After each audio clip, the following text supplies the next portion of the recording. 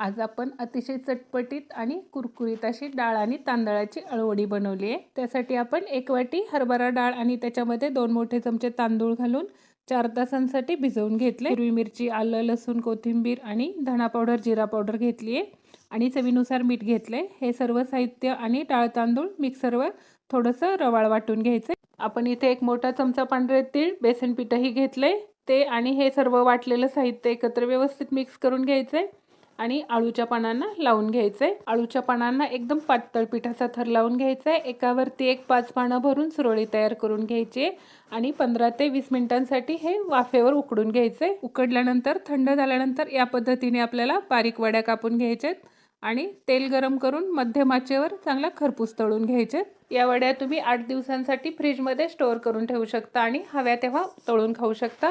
आपल्या कुरकुरीत अशा आळू वड्या खाण्यासाठी तयार आहेत। नक्की ट्राय करून पहा।